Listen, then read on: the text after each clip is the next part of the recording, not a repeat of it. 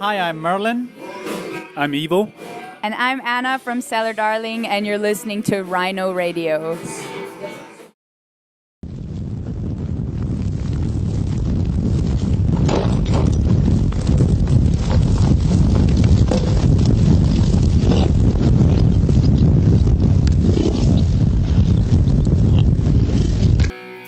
Okay, so I'm joined today by the lovely Cellar Darling. I got Merlin. Yeah. Hello, Anna. Hi. And Ivo. Yes. How you guys doing? Very good. Good. The first headliner, I think it's the second visit, right? You were here a few months ago with Delane. Yeah, for one show in Exactly, yeah. London, yeah. Okay, so is it going according to plan? Everything's spitze? Yeah, so far, yeah. We didn't make a plan, that's the safe bet Okay. that we're doing, yeah. Okay. So if you guys don't mind, I'm going to ask you some weird questions. That's okay, good. I'm going to try and make it a bit more interesting for you guys. That's great. Okay, so I like asking about the difference between the on-stage persona and the off-stage persona. Do you believe you guys are the same on and off stage? For me it's a bit of a hard question. Like, I'm on stage, I'm never really the same. Like, I have very extreme mood swings in general life, so, and I can't really act well. Like, I can't pretend to be something I'm not on stage, so sometimes I'm gonna be really kind of manic almost and funny, and sometimes I'm just gonna be calm, and that gets across on stage as well. But I would say a lot of people probably think I'm more confident than I actually am, just because I get up on stage and do shit. So in real life, I'm a bit more for myself, I would say. Okay. And How about you guys? I think I'm more or less the same, although I have to say the moment you go on stage, something still switches, like you get all the bad things you maybe carry around with you, I don't know, bad mood or whatnot, they're gone, So something happens on stage. I would say I'm the same person, but still with a switch, something is switched Like a stronger off. person? A stronger version of you? I would say probably yes. Okay. Sometimes also weaker, because when I'm really scared of a show, then I'm probably a bit weaker. But now I'm getting used to the shows. We had a lot of shows now, so it's getting much better. Merlin? When I step on stage, I become Animal from the Muppet Show. Very different. Okay. And what about creation? When you guys go in the studio, when you start just playing with the instruments by yourselves, is it again you? Do you feel more confident before you go on stage with your instruments? not necessarily. I mean, it can also change like this, like something can just suddenly distract you, like the sound isn't that great, or somebody in the audience is looking at you weird. That can already trigger something. But yeah, it's always a bit different, but that's what makes it exciting. The reason I'm asking is because I actually listened to your solo album, that originated the name of the band. And I was wondering if you guys, the boys, listened to the album, but the song Cellar Darling from the solo album is about a murderous lady. So I wanted to know if you guys were scared going into a new project with Anna after hearing that she wrote that song. Well, they actually played on the album. Okay, so you knew exactly what you were getting into. Was it scary? Yeah, no, not at all. Not at all. I haven't thought about it, to be honest. Maybe now I'm scared, I don't know. No, I haven't thought about it. That's nothing that bothers me. I just do. Marilyn, you're not scared at all? I'm fairly confident around Anna, yeah. Was that song about you? She's gonna kill you? No. Okay. No. I was on the safe side there. Okay. And you guys write about emotions and also the elements, nature. What is more reliable to you guys? Is it people or nature? What can you trust more? I think you can't really trust anything, I think both are very unpredictable. The only thing being that people are destroying nature, but nature's fighting back, so that's good. I definitely trust nature more, although it can be very dangerous as well, but I don't know. I feel more comfortable thinking at nature than at people. That's a good word, yeah. More comfortable with nature. Okay. Both are unpredictable, but more comfortable. And with trusting people, I have to ask about your previous project. Okay, you guys started in a different band, and then you all started Cellar Darling. And I'm guessing you were asked so many times about what started it and what happened. But I'm more interested in the emotional changes. So you left a label, and then supported each other and the new changes, and then started this thing. So can you go over all those changes in your head? From the sadness or anger, that maybe happiness now? I tried to turn it into something positive. I mean, when the transition happened, that was, as you can imagine, a pretty shit time for all of us.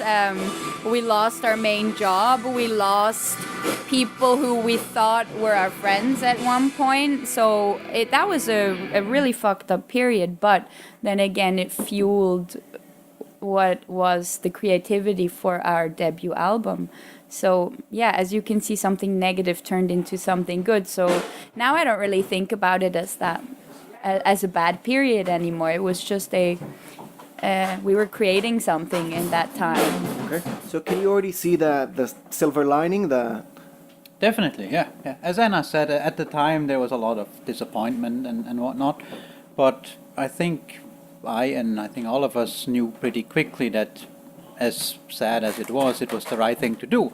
So I'd rather be here than where I would be probably had we not split. So definitely silver lining. Okay. And talking about elements again, you guys went to space a few days ago. Yeah. Okay. We do that sometimes. Yeah, sometimes.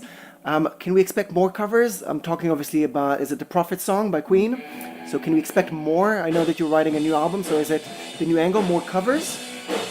We haven't planned any more covers, but we're definitely considering it, because now with like the, I would say, success with Prophet song, people really dig the song, the cover, and so probably, but we're still very busy writing just regular songs for the new album. So what can you tell me about the new album? It's gonna be crazy. I think it's gonna be how do you say it? A development. I think we really we're finding a natural stride. So I think we now know what works, what we like about ourselves and our music, and we're gonna play more of that. Okay, and any plans for the future? You have Manchester today, and I think London in 2 days, and then you're leaving us. Any plans to come back? Festivals? Yeah, we're playing Download in the UK. I think, well, we have some other festivals as well, but I think for UK it's Download. London in October. I think that's not yet announced, but it will be soon. That's why I didn't say. Yeah. I think we can say London in October. And I believe there is festivals being lined up for next year. So I hope we'll be coming back regularly, because we really love it here, and we're always happy to come back.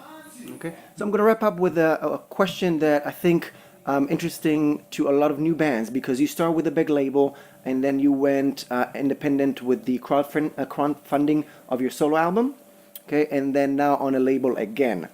How do you decide what's the pros and cons? Because you tried everything and you went with a label again. So is it just because if the offer is there, you're going to go with it? Or because I think you've mentioned the control of crowdfunding.